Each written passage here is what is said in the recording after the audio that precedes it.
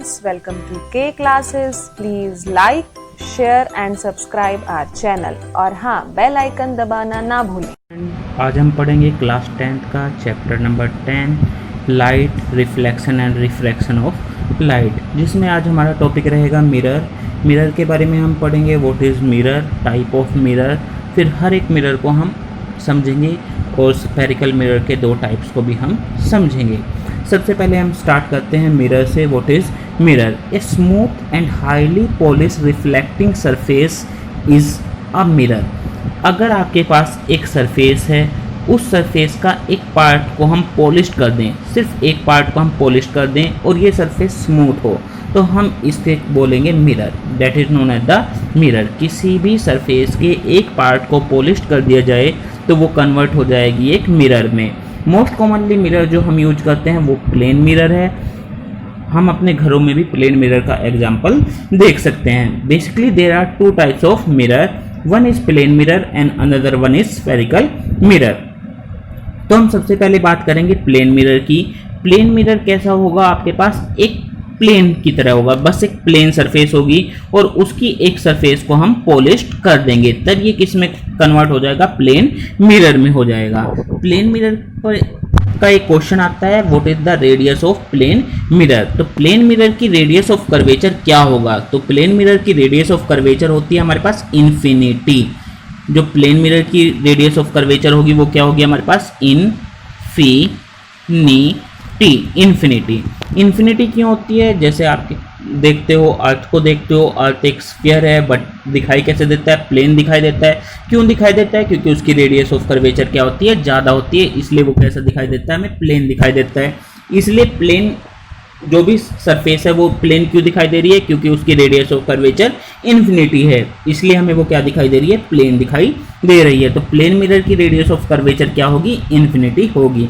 फिर दूसरा हमारे पास आएगा स्फेरिकल मिरर। स्फेरिकल मिरर क्या होता है? अगर आपके पास एक होलो स्फीयर है, इस होलो स्फीयर का एक स्मॉल पार्ट आप कट कर दें। एक स्मॉल पार्ट को मैं कट कर रहा हूं, हमने ये पार्ट को कट किया। जो हमने पार्ट को कट किया है, अगर इसे यहां से हटाकर मैं यहां पर रख देता हूं और इस सरफेस के किसी भी पार्ट को या तो इनसाइड को या आउटसाइड को पॉलिश कर दें, तो ये बन जाएगा हमारे पास स्फेरिकल मिरर। स्फेरिकल मिरर के बेसिकली दो पार्ट होते हैं हमारे पास, एक कॉन्वेक्स मिरर और एक कॉनकेव मिरर। ये हम पढ़ेंगे आज। तो सबसे पहले समझेंगे हम प्लेन मिरर के बारे में। What is plane mirror? Plane mirror से जो इमेज बनेगी उसकी प्रॉपर्टीज को आज हम पढ़ेंगे। Properties of image formed by plane mirror. जो हमारे पास को क्या प्रॉपर्टीज होंगी जो प्लेन मिरर से इमेज बनेगी? पहली, द इमेज इज इरेक्ट। जो इमेज होगी वो इरेक्ट होगा। जो इरेक्ट है, इरेक्ट का मतलब क्या होता है? इरेक्ट का मतलब होता है सीधी।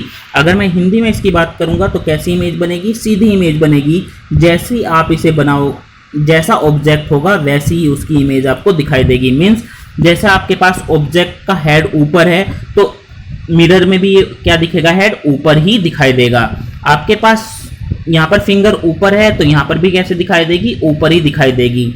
जैसे यहाँ पर देख रहे हो, जो आपके पास फ्लेम है वो ऊपर दिखाई दे रही है, यहाँ पर भी कैसी दिखाई देगी? ऊपर की साइड ही दिखाई देगी। तो क्या होता है? ये इरेक्ट, इसे बोलते हैं हम इरेक्ट इमेज बोलते हैं। उसके बाद the image is same size at the object. जो आपके पास इमेज होगी वो सेम साइज की होगी, ऑब्जेक्ट के साइज की होगी। जैसे आपके पास ये ऑब्जेक्ट है, अगर ये 1 मीटर का है तो इमेज होगी वो भी कितने मीटर की होगी? 1 मीटर की होगी। अगर ये पर्सन 4 मीटर का है एग्जाम्पल के तौर पर, तो ये भी हमारे पास कितना होगा? 4 मीटर होगा। अगर ये हैंड 2 मीटर का है तो ये हैंड का पार्ट 2 मीटर का है तो ये भी कितना होगा? 2 मीटर का होगा। इसमें कोई भी चेंज नहीं होगा। उसके बाद the image is at the same distance from the mirror at the object is in front of it.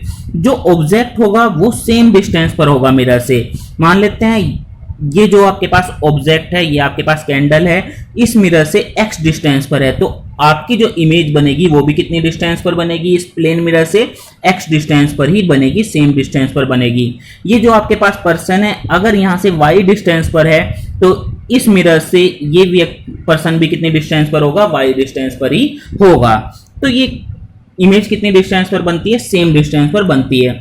आपसे एक क्वेश्चन और पूछा जा सकता है कि इमेज बताइए कितनी डिस्टेंस पर बनेगी with respect to the object, object के रिस्पेक्ट में कितनी डिस्टेंस पर बनेगी।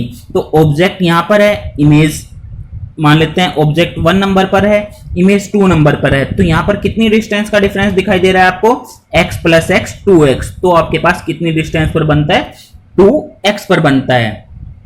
तो ये आपको याद रखना है। The image is virtual, virtual image का मतलब है जो स्क्रीन पर कैप्चर नहीं कर सकते। तो आपकी जो इमेज बनती है वो स्क्रीन पर, यहां पर स्क्रीन पर कैप्चर नहीं हो सकती है। उसके बाद जो आपके पास the image is lateral inverted, जो आपके पास लेटरल इन्वर्टेड का मतलब ये होता है कि आपके पास अगर इधर जो आपका लेफ्ट हैंड है वो मिरर में कैसा दिखाई देगा, राइट हैंड दिखाई देगा, और जो आपके पास ऑब्जेक्ट का राइट हैंड है मिरर में लेफ्ट हैंड दिखाई देगा, मींस अपोजिट दिखाई देंगे। इसे ही बोलते हैं लेटरल इन्वर्टेड। लेटरल इन्वर्टेड का मतलब है अपोजिट दिखाई देना। तो आपके पास ये 5 प्रॉपर्टीज आपको याद रखनी है प्लेन मिरर के लिए। इरेक्ट सीधा, सेम साइज का होगा, सेम डिस्टेंस पर होगा, वर्चुअल होगा। वर्चुअल का मतलब ये भी होता है कि आपके पास जो इमेज है, जो आपके पास 2 रिफ्लेक्टेड रे हैं वो कभी भी मीट करेंगी नहीं, मीट करते हुए नजर आएंगी। वर्चुअल का मतलब ये भी होता है। लेटरल इन्वर्टेड का मतलब राइट का लेफ्ट और लेफ्ट का आपको राइट दिखाई देगा, उसे बोलते हैं हम लेटरल इन्वर्टेड। तो ये आपके पास हो गई properties of image formed by the plane mirror. Next आपके पास स्फेरिकल मिरर। स्फेरिकल मिरर के हमारे पास 2 पार्ट है, 2 टाइप हैं। 2 टाइप कौन कौन से हैं हमारे पास, कॉनकेव मिरर और कॉन्वेक्स मिरर। स्फेरिकल मिरर के बारे में मैं आपको बता चुका हूं। स्फेरिकल मिरर क्या होता है, स्फेरिकल मिरर में क्या होता है, आपके पास एक स्फीयर है, इस स्फीयर को हम कट करेंगे। जो ये कट किया गया पार्ट है, ये स्फीयर कैसा होना चाहिए, होलो स्फीयर। इस पार्ट को जिसे हम कट करेंगे उसे यहाँ पर रखेंगे। इसे रखने के बाद एक साइड को हम क्या कर देंगे, पॉलिश कर देंगे। कोई सी भी पार्ट को पॉलिश कर सकते हैं, इनसाइड को भी और आउटसाइड को भी। यहाँ पर हमने आउटसाइड को किया था, यहाँ पे हमने पॉलिश किसे किया है, इनसाइड पार्ट को पॉलिश किया है। तो ये अगर हम आउटसाइड पार्ट को पॉलिश करेंगे तो इसे बोलते हैं हम concave mirror, concave mirror. But अगर मैं इनसाइड पार्ट को पॉलिश करूंगा तो इसे बोलते हैं कॉन्वेक्स मिरर। तो हमारे पास 2 तरह के मिरर हो गए, कॉन्वेक्स मिरर और कॉनकेव मिरर। तो एक स्फीयर होगा, स्फीयर के एक स्मॉल पार्ट को आपको कट करना है, उस पार्ट को कट करके अलग रखना है। अलग रखने के बाद उसकी एक सरफेस को पॉलिश करना है। इनसाइड को भी पॉलिश कर सकते हो, आउटसाइड को भी पॉलिश कर सकते हो। अगर आप आउटसाइड को पॉलिश करोगे तो हम बोलते हैं कॉनकेव मिरर, इनसाइड को पॉलिश करोगे तो हम उसे बोलते हैं कॉन्वेक्स मिरर बोलते हैं। आपको यहां पर एक और चीज याद रखनी है, वो चीज कौन सी है, आपके पास अगर बात करते हैं आपकी कॉनकेव मिरर की, कॉनकेव मिरर में जो फोकल लेंथ होती है, फोकल लेंथ अभी हम समझाएंगे क्या होती है। फोकल लेंथ इनसाइड बनती है, बट अगर इनसाइड बनेगी, और यहां पर कैसे बनेगी, इसमें भी इनसाइड बनेगी बट दूसरी साइड बनेगी। यहां पर जिधर से रे आ रही है उसी साइड फोकल लेंथ बनी है। यहां पर फोकल लेंथ कहां पर बनी है, दूसरी साइड बनी है। दूसरी साइड मींस यहां से क्या आ रही है, रे आ रही है, बट फोकल लेंथ कहां पर बनी है, इस तरफ बनी है। तो ये आपको याद रखना है। उसके बाद एक चीज और बताना चाहता हूं मैं आपको, जैसे आपके पास अगर आपको नॉर्मल देखना हो, नॉर्मल कैसे बनाते हैं, जैसे आपके पास स्फेरिकल सरफेस है, स्फेरिकल सरफेस पे आपको नॉर्मल जानना है। नॉर्मल का मतलब होता है 90 डिग्री, 90 डिग्री या परपेंडिकुलर, तीनों में से कोई भी वर्ड बोल सकते हो, नॉर्मल, परपेंडिकुलर या 90 डिग्री। अगर यहां से इस पॉइंट पर ए पर आपको परपेंडिकुलर डालना है, नॉर्मल डालना है, तो क्या करिए, इस पर एक टेंजेंट खींचिए। उसके बाद इस ए पॉइंट को किससे मिला दीजिए, सेंटर वाले पॉइंट से मिला दीजिए। जो आपके पास एंगल बनेगा उसी को हम क्या बोलते हैं, 90 डिग्री। इसे हम नॉर्मल भी बोल सकते हैं, 90 डिग्री भी बोल सकते हैं और परपेंडिकुलर भी बोल सकते हैं। ये आपको याद रखना है। ओके, तो अब हम समझते हैं अगला,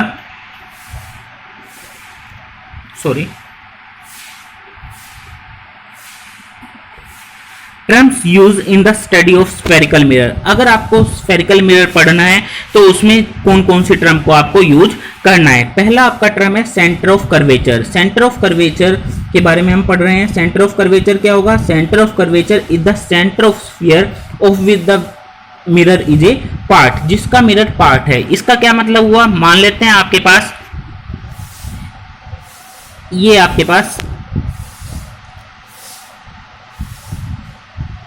आपके पास एक स्फेरिकल मिरर है।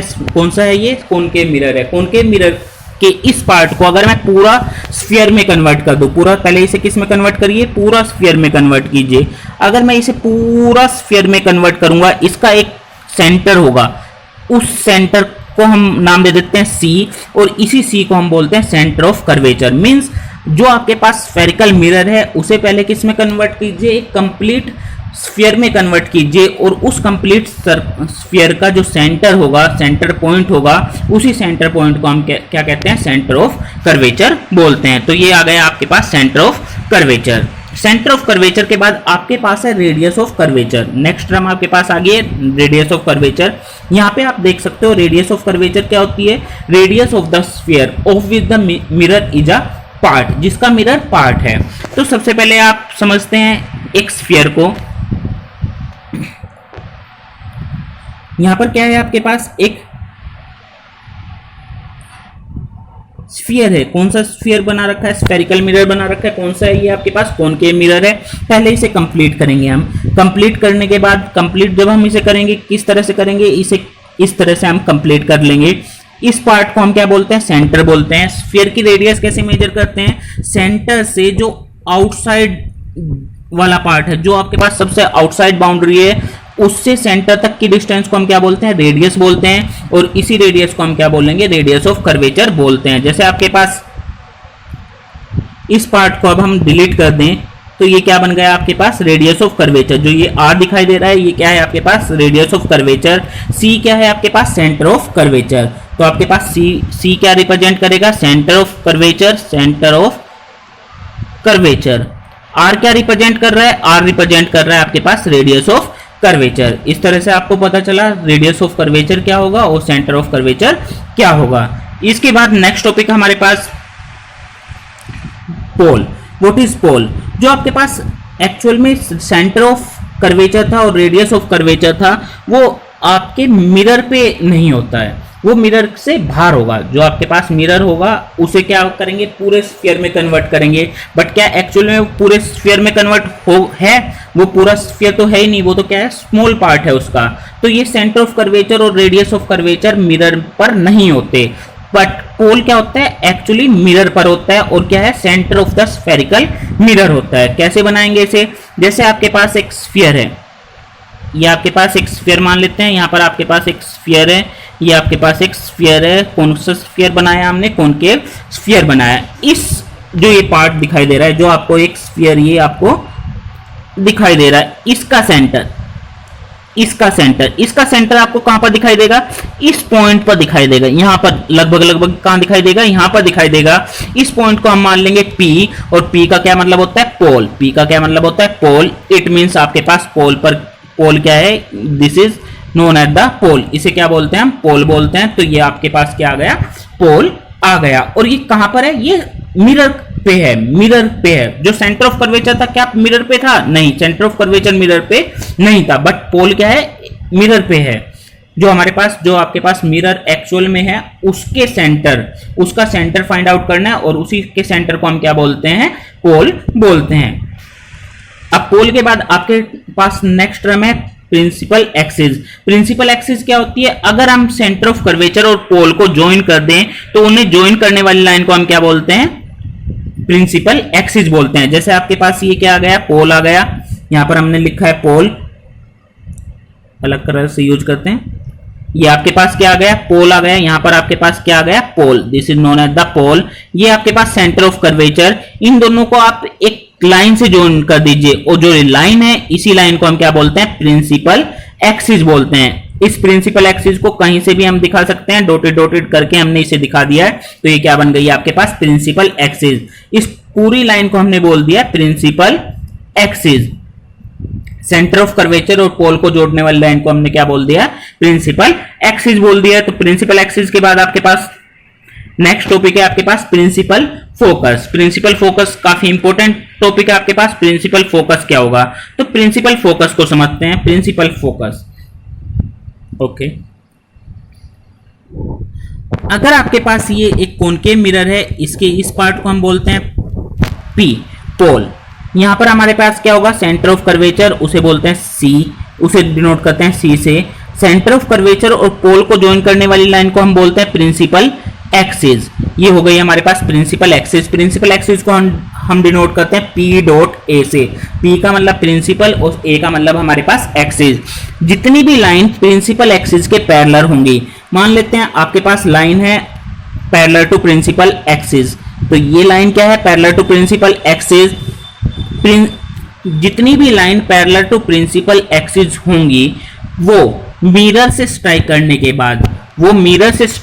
के बाद प्रिंसिपल एक्सिस के जिस पॉइंट से पास होगी उस पॉइंट को बोलते हैं फोकस। उस पॉइंट को क्या बोलते हैं, फोकस, और उसे हम डिनोट करते हैं एफ से। फिर से बता रहा हूं मैं, क्या होगा, जितनी भी lines parallel to principal axis होंगी, जितनी भी, चाहे कितनी भी लाइन हो जो पैरेलल टू प्रिंसिपल एक्सिस होंगी, वो मिरर से स्ट्राइक करने के बाद ये कौन सी रे बन जाएगी, रिफ्लेक्टेड रे। तो रिफ्लेक्टेड रे जो बनी है वो जब प्रिंसिपल एक्सिस से पास करेगी, तो प्रिंसिपल एक्सिस से पास करेगी जब रिफ्लेक्टेड रे, उस पॉइंट को हम बोलते हैं फोकस। उस पॉइंट को हम क्या बोलते हैं, फोकस। तो आपके पास ये डेफिनेशन आ गई फोकस की। तो जितनी भी line parallel to principal axis हैं वो मिरर से स्ट्राइक करने के बाद जब प्रिंसिपल एक्सिस से पास करेंगी तो हम उसे क्या बोलते हैं, फोकस बोलते हैं। यहां से एक और टर्म हम याद कर लेते हैं, जो फोकस और पोल, पहले से बना लेते हैं दोबारा से। ये आपके पास हो गया प्रिंसिपल, यहां पर आपके पास हो गया पोल, यहां पर आपके पास हो गया सेंटर ऑफ कर्वेचर और प्रिंसिपल एक्स, वो पोल को मिलाने वाली लाइन को हम बोलते हैं प्रिंसिपल एक्सिस। जो आपके पास फोकस होगा वो कहां पर होगा, वो भी कहीं सेंटर ऑफ कर्वेचर और पोल के बीच में होगा। मान लेते हैं यहां पर आपके पास क्या आ गया, फोकस आ गया, तो फोकस को हमने डिनोट किया एफ से। सेंटर ऑफ कर्वेचर और पोल को ज्वाइन करने वाली को हम क्या बोलते हैं, रेडियस ऑफ कर्वेचर होगी, क्योंकि आपको क्या बताया था, जो सेंटर ऑफ कर्वेचर से जो भी आपके पास ये पार्ट होगा, कर्व का पार्ट होगा, एंडिंग पॉइंट होगा, वहां तक क्या बनता है, रेडियस ऑफ कर्वेचर बनती है। तो सेंटर ऑफ कर्वेचर से पोल तक की डिस्टेंस भी तो रेडियस ऑफ कर्वेचर हुई, तो ये हमारे पास क्या होगा, रेडियस ऑफ कर्वेचर। और एफ से पी तक की डिस्टेंस को हम बोलते हैं एफ क्या है, फोकस, पी क्या है आपके पास, पोल, तो फोकस से पोल तक की डिस्टेंस को हम बोलते हैं फोकल लेंथ। और सारी डिस्टेंस हम पोल से मेजर करते हैं, तो ये हो गई आपके पास फोकल लेंथ, और ये हो गई आपके पास रेडियस ऑफ कर्वेचर। अगर आपके पास जो कर्वेचर है वो बहुत ही स्मॉल है, तो आपके पास जो रेडियस ऑफ कर्वेचर होती है वो हमेशा 2f होगी। अगर कर्वेचर आपके पास स्मॉल है या आपके पास जो मिरर है वो स्मॉल है, तो radius of curvature is equal to the 2f। तो f की वैल्यू हम यहां से फाइंड आउट कर सकते हैं। f की वैल्यू हमारे पास क्या हो गई, r/2। तो हम ये भी कह सकते हैं आपके पास जो f क्या है, फोकल लेंथ, तो फोकल लेंथ की वैल्यू आपके पास किसके इक्वल हो गई, r/2 के इक्वल हो गई। तो यहां से हमें ये टर्म पता चली है, हमने ये टर्म पढ़ चुके हैं। अब कौन कौन सी टर्म हमने पढ़ी है, सेंटर ऑफ कर्वेचर हम पढ़ चुके हैं, सेंटर ऑफ कर्वेचर के बाद हमने रेडियस ऑफ कर्वेचर पढ़ी है, पोल पढ़ लिया है, principal axis, principal focus and focal length. तो ये आपको याद रखना है, जो R होगा वो किसके इक्वल होगा, 2f के, और f क्या रिप्रेजेंट कर रहा है आपको वहां पर, फोकल लेंथ को रिप्रेजेंट कर रहा है। इसी के साथ ये हमारे पास टर्म कंप्लीट हुई। अब हम पढ़ेंगे नेक्स्ट लेक्चर में किस तरह से हम इमेज का फॉर्मेशन कर सकते हैं स्फेरिकल मिरर में। Okay bye. We hope you enjoyed our video. For personal online physics classes, you can contact us at 9992125662 or you can email us at kclassesconcept@gmail.com.